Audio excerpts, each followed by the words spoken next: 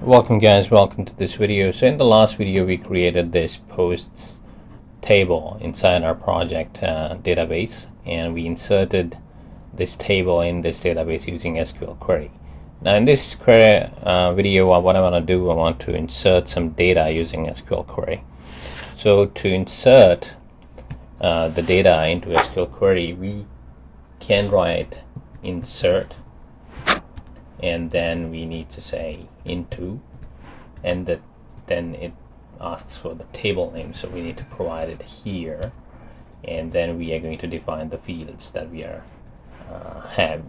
fields we have in the database. So here I'm gonna say the first is title, and then we have content. Now after content, alright, now we need to pass values, and those values are going to go into these columns. So we are going to say values, and similar way we are going to put the values inside the parentheses as well. So here we are going to say the title. For title, what I do, I am going to go into the Zox.base, and there we have the text generator. I hit that.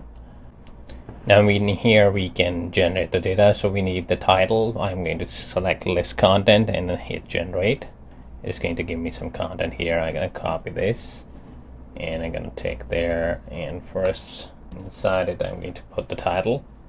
Now for the second column we need content, and it should be text as well. So this time I need paragraph, so I select paragraph and generate. Now here I'm gonna select only this much of text, and I'm going to put inside quotes here. Alright, so now the third is the created underscore add and updated underscore add. For that we have a function now. It's going to insert the current time, and I'm going to call it twice.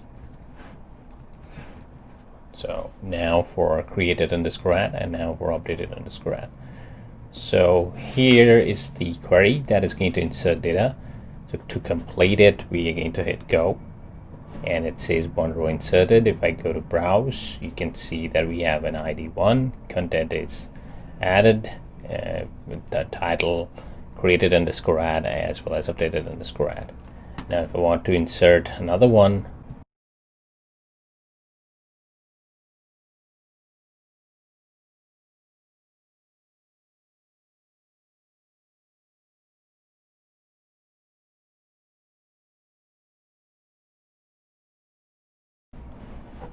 so if you notice, we're basically not providing the ID, we are just providing the rest of the data, and it inserts. So if I hit go here, it inserts another record. If I go there, it gets the ID 2. It's automatically, so we are not doing it, it's just adding straight away.